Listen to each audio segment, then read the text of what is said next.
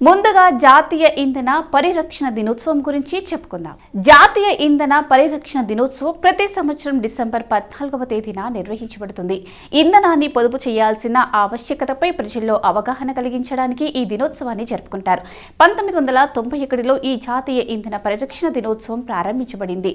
2001వ సంవత్సరంలో భారత ప్రభుత్వ బ్యూరో ఆఫ్ ఎనర్జీ ఎఫిషియన్సీ ఇంధన పొదుపు చట్టాన్ని తీసుకురావడమే కాకుండా ప్రతి సంవత్సరం జాతీయ ఇంధన పరిరక్షణ దినోత్సవం నిర్వహిస్తుంది.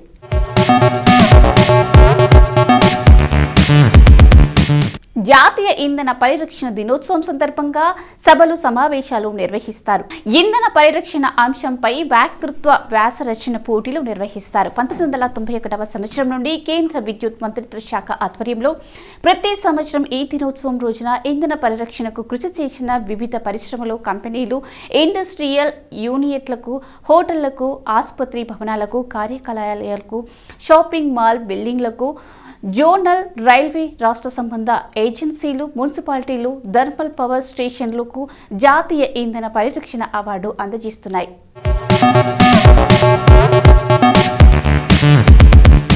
వాతావరణంలో చోటు చేసుకునే మార్పులను తగ్గించుకోవడంలో ఇంధన పరిరక్షణ ఒక ముఖ్యమైన అంశం. పునరుత్పాదక శక్తితో పునరుత్పాదకేతర వనరుల స్థానాన్ని భర్తీ చేయడానికి ఇది సహాయపడుతుంది. ఇంధన కొరతకు తక్కువ ఖర్చుతో చూపే పరిష్కారం ఇంధన పరిరక్షణ. దీంతో పాటు ఇంధన ఉత్పత్తిని పెంచడాన్ని నిరోధించే పర్యావరణ హిత ఎంపిక కూడా. జాతీయ ఇంధన పరిరక్షణ దినోత్సవంలో భాగంగా బోగాయావ్ టౌన్షిప్లోని ఉద్యోగులు, కుటుంబ సభ్యులు చిన్నారులకు చిత్రలేఖనం, వ్యాసరచన పోటీలు, నినాదాలు వంటి పలు కార్యక్రమాలు నిర్వహిస్తారు. ఇంధనం ప్రాముఖ్యత గురించి, ఇంధనాన్ని పొదుపుగా ఉపయోగించడం ద్వారా దానిని ఆదా చేయవలసిన అవసరం గురించి అవగాహన పెంచడానికి మన దేశంలో ఏటా డిసెంబర్ 14న జాతీయ ఇంధన పరిరక్షణ దినోత్సవాన్ని జరుపుతారు.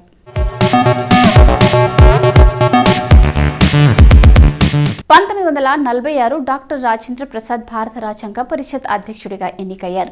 2011 భారతదేశంలో నిషేధించబడిన విషపూరిత మద్యం పశ్చిమ బెంగాల్ 166 మంది చంపింది.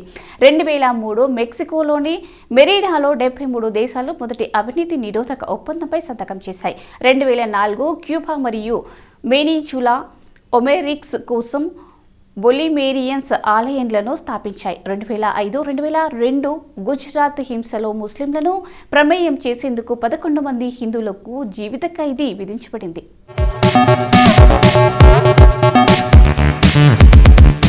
2006 పరిశోధన విహార ప్రకారం మానవ చర్య చైనీస్ నది డాల్ఫిన్పై ప్రత్యక్ష ప్రభావాన్ని చూపింది. ఇది బహుశా ఇప్పుడు అంతరించిపోయింది. 2007 సౌదీ అరేబియా రాజు అబ్దుల్లా రాజు ఇరాన్ అధ్యక్షుడు మహమ్మద్ అహ్మదీనెజాద్ని ఔజ్ యాత్ర కోసం మక్కకు రమ్మని ఆహ్వానించాడు.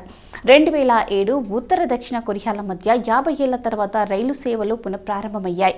2008 Al Baghdadia TV journalist Muntadhar al Zaidi ఇరాక్లో తన వీడ్కోలు ప్రసంగంలో United States President George W బుష్పై తన 2 బూట్లను విసిరిన తర్వాత అడ్డుకున్నారు.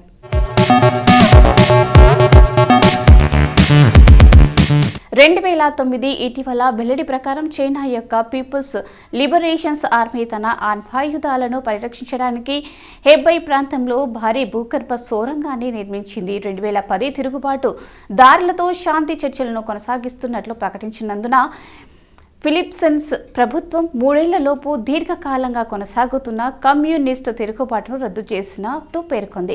2012 ఫ్యాంగోంగ్లోని కిమ్ ఇల్ సుంగ్ స్క్వేర్లో ఫ్యాంగ్బింగ్లోని 3 యూనిట్ 2 ఉపగ్రహాన్ని సానుకూలంగా ప్రయోగించడంతో వేలాది మంది ఉత్తర కొరియా ఆనందించింది.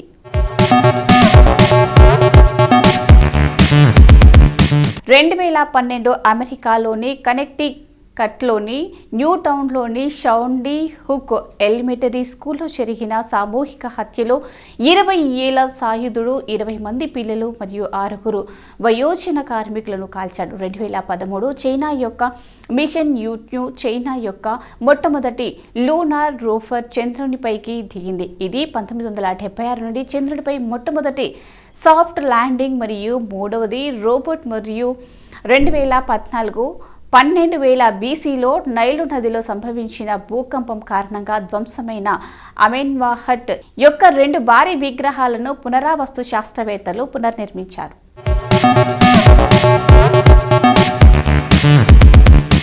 1963 డిసెంబర్ 14న ఆంధ్రప్రదేశ్లోని విజయవాడలో జన్మించిన భారత్ అరుణ్ భారతదేశపు మాజీ టెస్ట్ క్రికెటర్ ఆటగాడు. బౌలింగ్లో మీడియం పేసర్గా, బ్యాటింగ్లో క్రింది వరుసలో ఆడేవాడు. 1986-87లో దులీప్ ట్రోఫీ సెమీఫైనల్స్లో సౌత్ జోన్ తరపున ఆడుతూ 149 పరుగులు చేయడమే కాకుండా 7వ వికెట్కు డబ్ల్యూ విరామ్తో కలిసి 221 పరుగులు జోడించాడు. అండర్ 25లో శ్రీలంకపై 107 నాటౌట్ పరుగులు చేసి జాతీయ జట్టులో స్థానం సాధించిన తొలి టెస్టు శ్రీలంకపైనే ఆడినాడు. 1979లో రవి శాస్త్రి నేతృత్వంలో శ్రీలంక పర్యటించిన అండర్ 19 భారత జట్టులో కూడా ఇతను సభ్యుడే.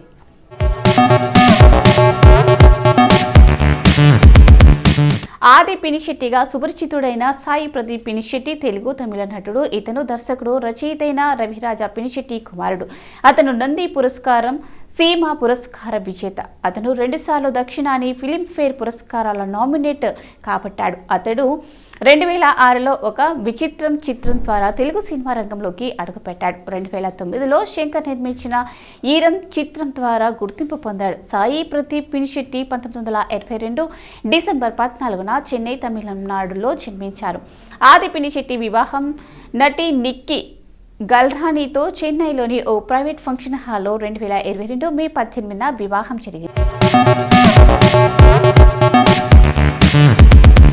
సమీరారెడ్డి ప్రధానంగా టాలీవుడ్, బాలీవుడ్ చిత్రాల్లో నటించే ఒక భారతీయ నటి. ఆమె అనేక తెలుగు, బెంగాలీ, మలయాళ, కన్నడ చిత్రాల్లో నటించారు.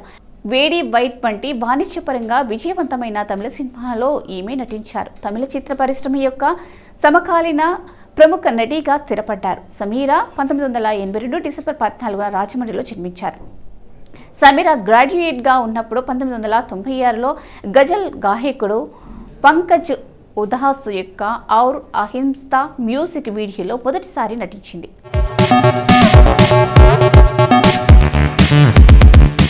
దగ్గుబాటి రామానాయుడు అలియాస్ దగ్గుబాటి రానా భారతీయ బహుభాష చలనచిత్ర నటుడు, నిర్మాత, పారిశ్రామికవేత్త. ఇతను సినీ నిర్మాత దగ్గుబాటి రామానాయుడు మనవడు.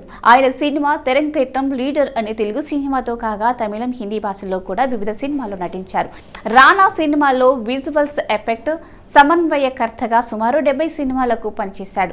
ఈయనకి సిరిట్ మీడియా అనే సొంత నిర్మాణ సంస్థ ఉంది. ఈ సంస్థ ద్వారా జాతీయ అవార్డు గెలుచుకున్న చిత్రాన్ని నిర్మించాడు. ఆ తర్వాత 2010లో నటన ప్రారంభించాడు రానా దగ్గుబాటి. తెలుగు సినీ నిర్మాత దగ్గుబాటి సురేష్ బాబు, దగ్గుబాటి లక్ష్మీలకు డిసెంబర్ 14, 1984న చెన్నై, తమిళనాడులో జన్మించారు.